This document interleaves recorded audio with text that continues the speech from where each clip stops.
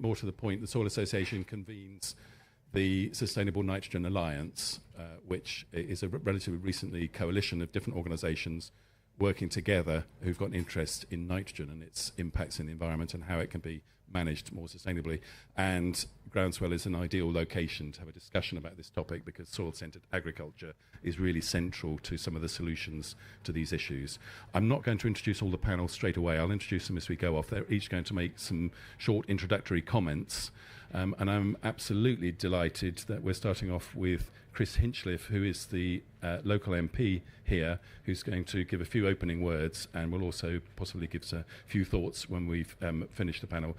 Chris is on the Environmental Audit Committee, which is obviously really one of the most significant committees in Parliament, and is a newly elected MP, relatively newly, probably not so now. So, Chris, I'll hand over to you for a few introductory words. Thank you very much, and a delight to be with you all here today in my constituency. And apologies in advance that I'm going to be referring to my notes as I go. I'm in a little local difficulty in the House of Commons recently, so I haven't been able to memorise it all. But I've been asked to sort of help set the scene at the beginning of this discussion. So I suppose it's important to start by stating the obvious, that we in the industrialised world have succeeded in creating a situation in which the nitrogen cycle is completely out of balance, and nitrogen pollution is one of the highest risks that we face for breaking safe planetary boundaries. Nitrogen pollution is changing plant composition and affecting the functioning of our ecosystems. It is contributing to particulate air pollution that is highly harmful to human health. Nitrous oxide has a global warming potential which is 273 times greater than that of carbon dioxide. Crucially for our farming community, nitrogen pollution is degrading our soil health through acidification and causing imbalances that reduce the availability of essential nutrients for plants and altering the soil's ability to retain water and resist erosion. And in northeast Hertfordshire, my constituency, we are custodians of roughly 5% of the world's chalk streams.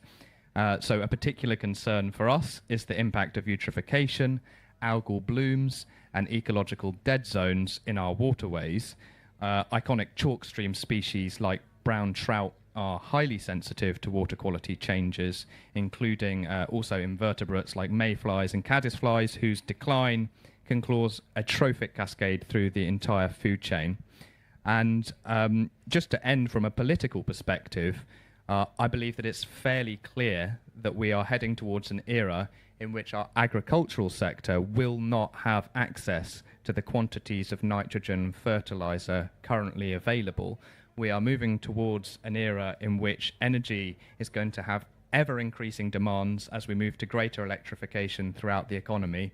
We cannot assume that there will continue to be vast quantities of energy available for the Haber-Bosch process to produce artificial fertilizer for use in agriculture. So even if we left aside the pollution concerns, our agricultural sector has to be supported to move towards a system in which we have greater nutrient circularity in any case. And therefore, it is essential not just for nature restoration, climate and health, but also for our food security, that we rapidly develop systems to make far more effective use of a far smaller quantity of nitrogen inputs in much more closed systems, largely reliant on organic inputs. Thank you very much. Brilliant. Thank you, Chris. That was excellent. We couldn't have put it better ourselves. And, but do stay for the next half hour, because we're going to talk about some of the sort of practical implications and some of the potential farming solutions to what Chris has talked about. And one of the reasons we established the Sustainable Nitrogen Alliance between ourselves is to create some element of political salience around this issue, because nitrogen is not the most compelling topic on the political agenda, but there are developments like circular economy thinking that are coming, which now do mean that potentially the time has come where we can actually start looking for some solutions to these really big challenges. So I'm now going to turn to Tom Stuart from WWF to talk a little bit about the national policy context for nitrogen as it stands at the moment. So Tom, your thoughts on that? Yeah, thank you, Gareth, and thank you, Chris. Well, there's lots of policy processes going on at the moment, as we'll doubtless hear from Steve Reed within the hour. But the one I think that you're directing me towards is that there's a task force developing circular economy strategy for England at the moment. And on paper, it's a cross-departmental initiative led by DEFRA, which is really important in terms of the join up across departments within that strategy, but also in terms of join up with the other processes that I mentioned in the wider policy environment. The goal of that circular economy strategy is to drive economic growth through investment and boosting jobs that increase resource efficiency and productivity. And within that whole strategy, the agri-food sector has been prioritised as one of the few that they're working on. And one of the positive things in their brief, I think, for this topic is that they've been asked to shed light on the links between the different interventions that they're going to recommend, and to promote spillover benefits and minimise the negative unintended consequences that might come from action. And it's really important that they apply that to nutrients, partly because of the cost of artificial fertilisers that are wasted in the UK agriculture sector at the moment, and also from an environmental perspective. Unless we can reduce artificial fertiliser use and the imported livestock feed, we can never reduce the concentration of nutrient pollution in the environment. So you've got to get that circular system going. One of the risks I see in the circular economy strategy potentially is too much of a focus on end-of-pipe solutions.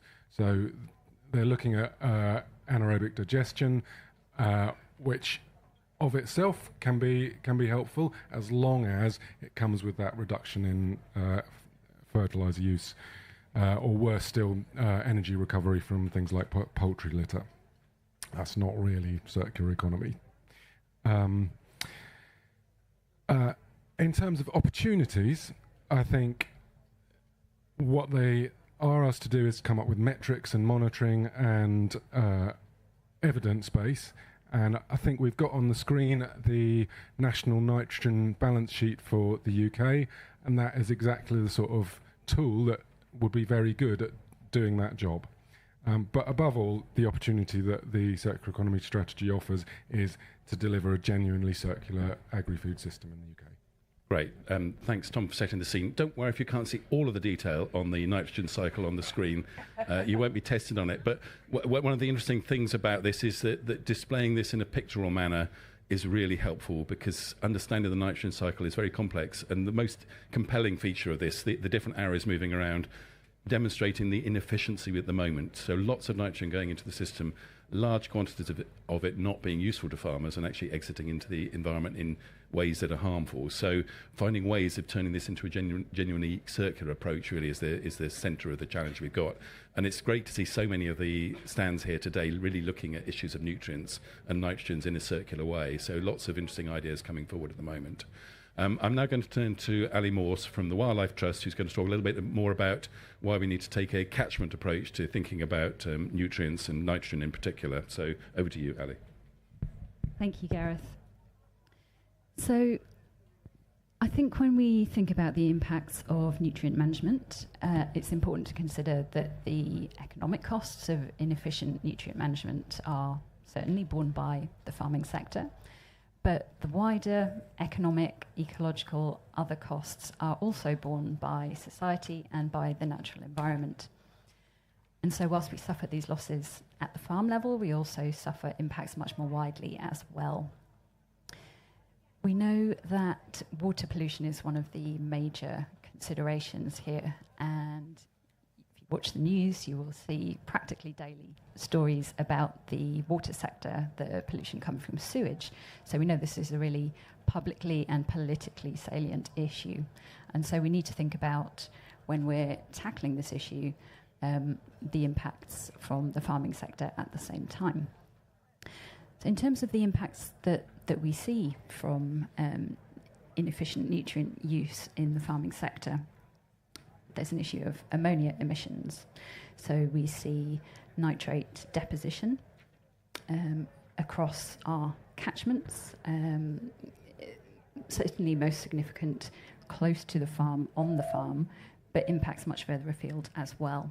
We see nitrates, nitrogen dioxide, nitric acid.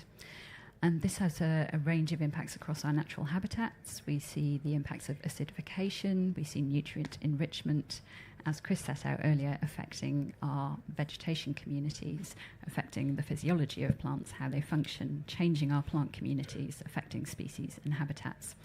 But perhaps the more significant issue is of water pollution. And we see nitrates and other nutrients leaving the farm environment through leaching and through agricultural runoff on top of the soil as well. So we see nutrients leaving the farm as soluble nutrients, and we also see them washed off the field, absorbed to soil particles. And this binds with it other issues around phosphates and pesticides, all making their way into the water environment. Nitrogen is particularly harmful in standing freshwater environments, by which I mean lakes, and also in our estuarine and coastal environments, so right down at the bottom of the catchment. And that really signifies how these impacts don't just occur close to the farm, they can occur a long distance away. And these are lots of small inputs at farm level, but they have a cumulative impact on the natural environment into which they're flowing. So it's really important to think about the ways of tackling these nutrient inputs into our water environment. It's also important to think about a catchment consideration, not just from the ecological perspective, but also because of the impact on the farmer.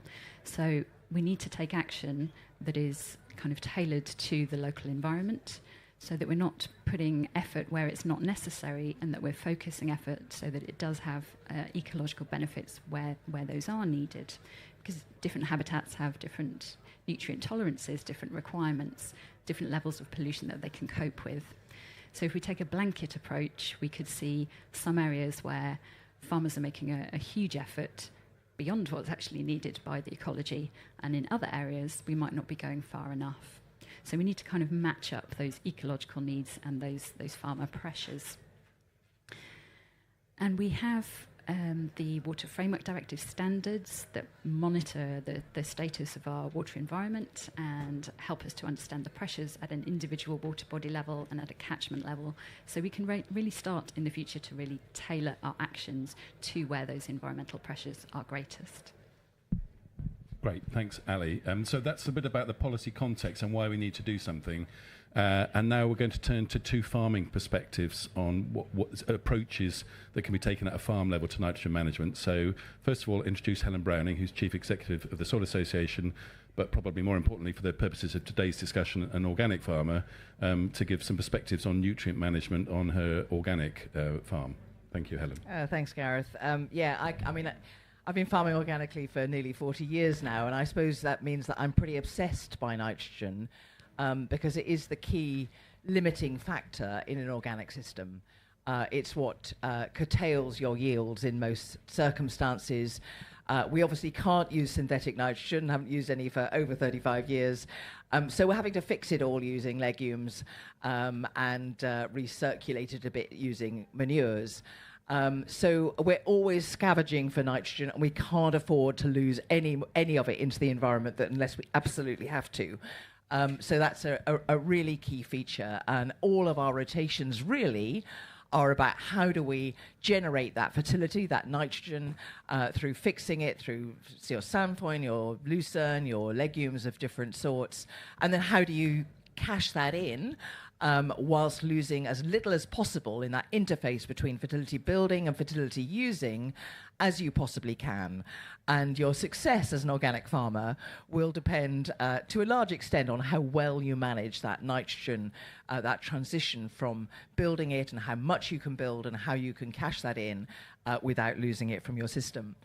And I guess I've been obsessed by nitrogen in other ways too. My father, when he was farming, always used to call nitrogen sugar. Synthetic nitrogen was sugar. And I think it's a really good analogy, because to me, it's a bit like the sugar we overeat in our diet. It gives you instant energy, instant productivity, but has a huge repercussion on your health if that's what you rely on for the main source of your energy. And I think a lot of the problems we've seen in farming over time, and the requirement for a lot of agrochemicals, are because plants are flushed with sugar, and they don't have that kind of, that ability to resist disease. They're being over pushed, and so it leads you into a whole treadmill of other stuff that I'm also concerned about too. So yeah, I think that's the bottom line in many ways. It's not saying that all non-synthetic nitrogen is fine. We still have to understand that a lot of our animal systems are too leaky, and you can still get manures and pollution risk from from a lot of farming systems. So it's not saying that that's enough, but I think developing a system where you really want to look after your nitrogen, and where you see it as gold dust, your manures, as a really valuable resource rather than something that has to be disposed of, actually instills a completely different mindset. And it's one of the reasons I've been such a supporter of organic farming over years, because it kind of has that inbuilt guardrails against doing completely bonkers things, because it's in your farming interest to get this right for the environment too. That's brilliant. Thank you, Helen. And one of the things we'd like to do in the Sustainable Nitrogen Alliance is to do these sort of diagrams for different farming systems, because that point about having a nitrogen-constrained system governs your farming practices, basically, doesn't it? So it would be interesting to look at that on different farms. And I'm very pleased now to hand over to Stuart Roberts, who's got a very interesting perspective on this from both an organic and a conventional perspective. So we'll be interested to hear your thoughts about nitrogen management and the pitfalls and the potentials there.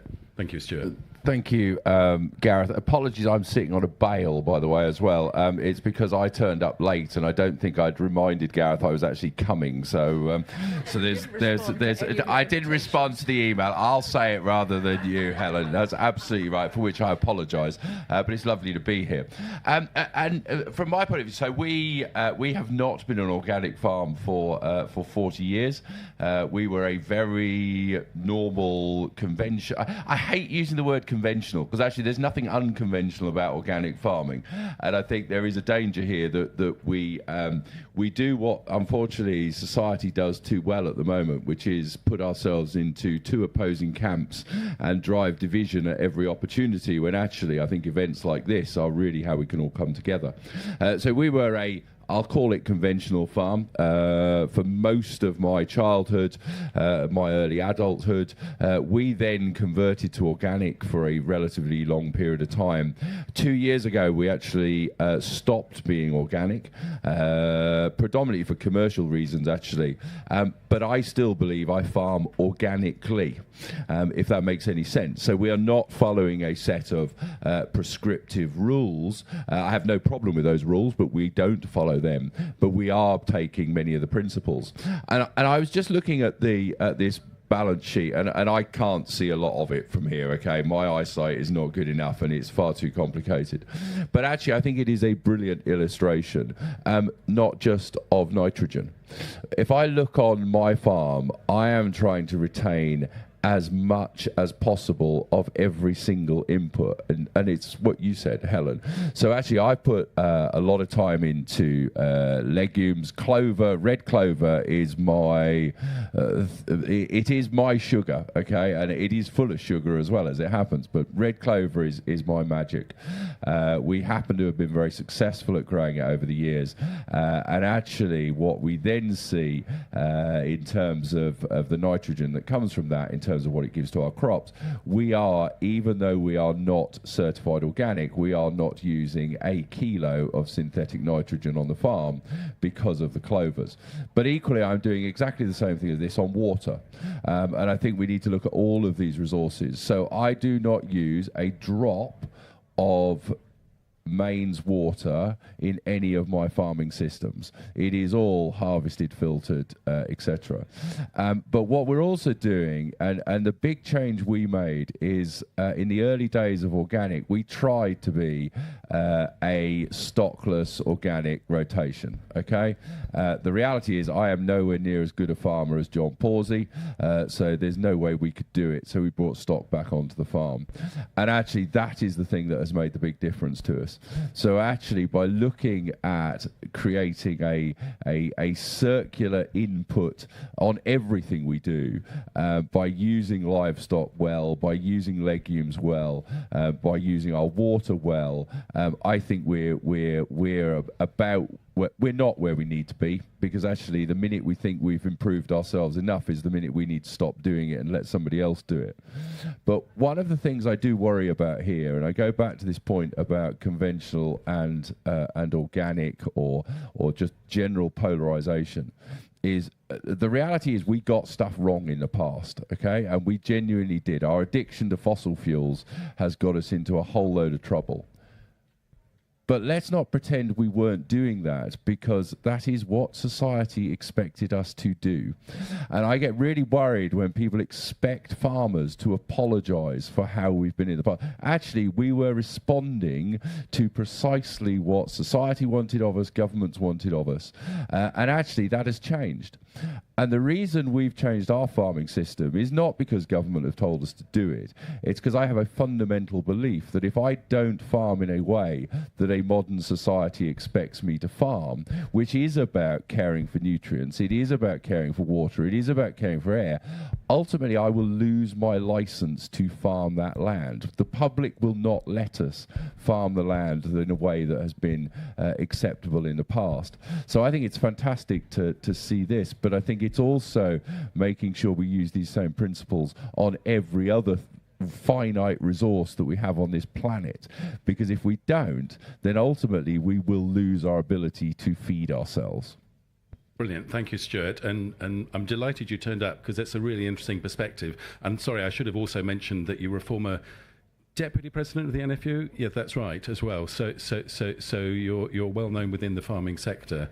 A really interesting perspective. And one of the, I'll come over shortly to audience questions. Unfortunately, Beth Metson, who was going to speak, has had a bit of a medical emergency, I think. So, but she may be back in a moment. But we'll move to questions shortly. One of the things that it would be good to talk about was that link to the wider food chain. And I was really pleased that Craig yesterday came to the food chain as important as the farming system in this.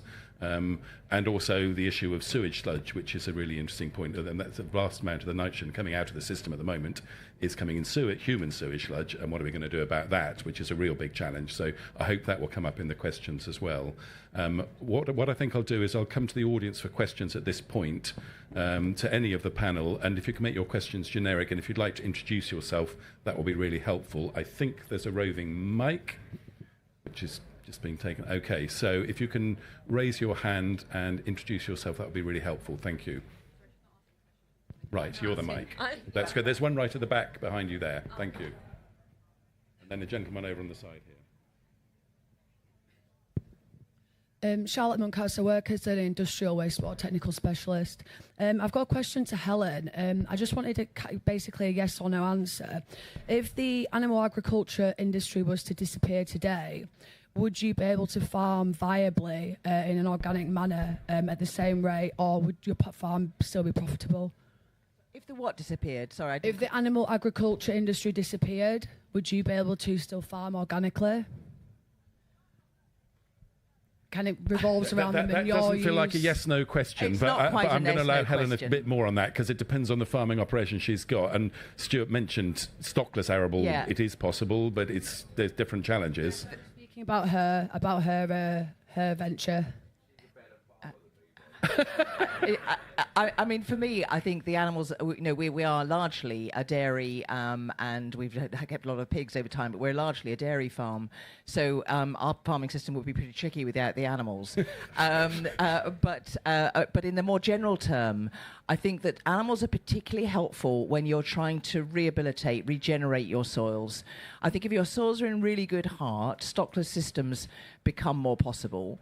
But I think that the experience of many of the farmers here today at Groundswell is that actually animals make all the difference if you're trying to get life back into your soils again. Yes. Stuart wants to say something. Yeah, because I think one of the things as well is it's not just about nutrients, because actually one of the things we talk about animals as if it's one holistic thing. Actually, there is a fundamental difference between a ruminant animal that can digest cellulose and turn it into high-quality nutrient-dense protein, as opposed to other animals which will consume things that we as humans can consume. And however much we may get into this, again, a binary debate about plants versus animals, there are certain parts of this country where the best thing to grow is cellulose. And actually using a rumen to turn that cellulose into nutrient-dense protein that is valuable to human beings is a very positive thing. And in straight answer to your question, mine is definitely a no, because if I take animals out of mine, I'm back to a stockless rotation, and I can't do it successfully. Yeah, so the question was mainly revolved around recycling the nutrients. So you mentioned you use manure for the fertilisation. So the question was kind of revolving more about if the animal agriculture industry disappeared, you didn't have any ruminant manure to use, what would you be able to use in its place? So I think we actually had a question earlier on, or a topic about sewage sludge, and actually in a world where we are not recycling our nutrients, and I'm particularly worried about P and K more than nitrogen actually, back to the land. We have this linear system where we are producing a lot of sewage and we're flushing it out somewhere else and not using it well. And there's some real challenges around using sewage sludge on land because it's so contaminated. That should be the circularity we're looking for. On most farms, you're using your animals to redistribute your nutrients. You're not creating new nutrients through those animals, you're redistributing them. Where animals become important, I think, is in the microbiological side of things in particular. So you can do that using plants, you can move plants around, and you don't need animals to do that, but it's one of the ways that we tend to get things done. But our agricultural system is still too linear. We haven't closed the loop on the nutrients and the waste that society generates. Great, thanks for those responses. I think there was a question from over here as well. And there's an interesting point here about scale of activity on nitrogen. At a farm level, a mixed farming operation is probably the easiest way of managing nitrogen. But the question is, if you're in the west of the country and you're a livestock grass-growing area, then you have to look at how that nitrogen is moved around at a country level, which is another really challenging issue. But perhaps we'll come back to that. Yes. Yeah. Hello, Christoph Harwood from Simply Blue. We have a seaweed farming business. Is it useful for seaweed to capture nitrogen in the estuaries, or is that too late? Ali, do you have a thought about that one? Thank you. I would think that, yes, that would be very valuable. Many of our estuarine and also our coastal waters are in poor condition because of nitrogen specifically, and it's come to the point where that has huge knock-on impacts back for society. So a great example is that many of our coastal protected areas are so contaminated with nutrients that environmental protections that we brought across from Europe, we cannot consent to any further housing development in the catchments, the river catchments that feed into those areas, because the sewage treatment from those housing developments would add further nutrient pollution to those sites. So it's a great example of where we have an interrelation between the farming sector and housing development and sewage treatment, and any way in which we can stop the excess nutrients going into the system to start with would be preferable, but kind of mitigating by taking them out before they can cause too much harm would certainly be ecologically beneficial, I would think. So the principle here being hoovering up the nutrients and then making them useful back to farming, in a sense. Yeah. Interesting. Yeah, thank you for that question. A question here on the right hand at the front, okay, and then the lady behind on the left. Question really for Chris. We as farmers don't particularly want to use sewage sludge because it's full of stuff that irresponsible people have put down their loos. I don't see an awful lot of effort being put into the responsibility of the individual, who are all furious about rivers, but do bugger all about making the sewage usable. I'm sure I quite detected a question in that, actually. Sorry, but what's the government approach to educating the public about their behaviour? Yeah, absolutely, and a very fair question. I think part of the answers that will hopefully come through the review of our water system, and we're going to look at that whole issue holistically and take a different approach to regulating our water system. And part of that will have to be, as well as the nutrient side of it, we're also just going to have to all get a lot better at using less water. So there is going to have to be a big piece of public education and public engagement on this, absolutely.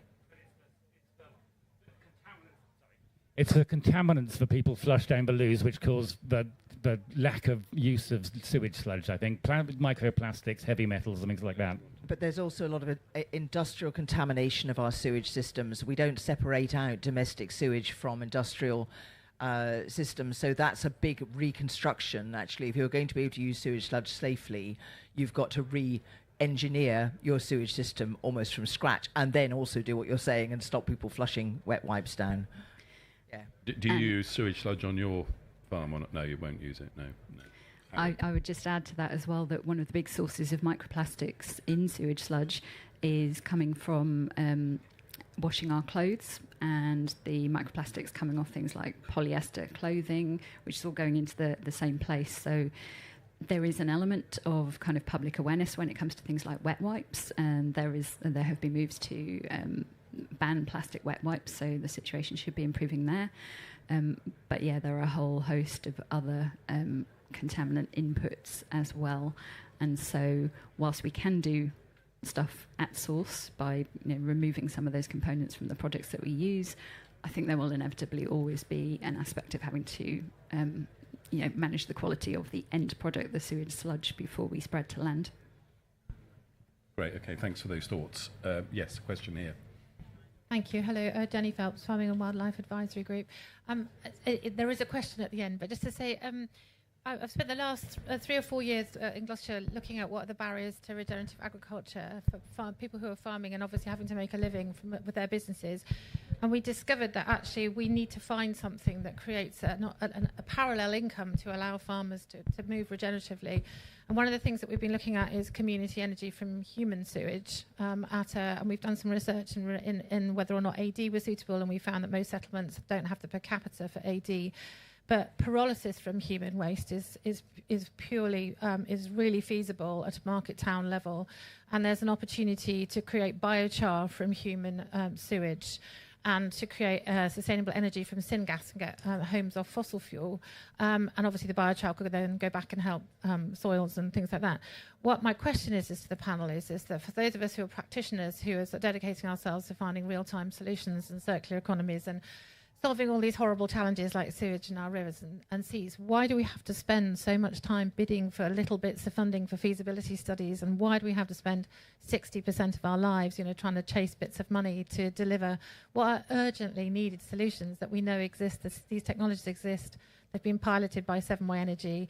We've got, it's now time for us to act and not to constantly be chasing funding. Is there a way we could possibly create some form of central fund that all of us as practitioners could really scale and speed the amount of opportunity there is that technology and everybody is working towards? Thanks, Jenny. I'll take that as a largely rhetorical question, because I imagine most of the panel would agree with the idea. I don't know if Chris might want to comment on it, but Tom might want to comment more additionally on the issue of how we deal with these waste cycles, I think. Yeah, I mean, I think the important thing is to look holistically, and I honestly, I don't know much about pyrolysis of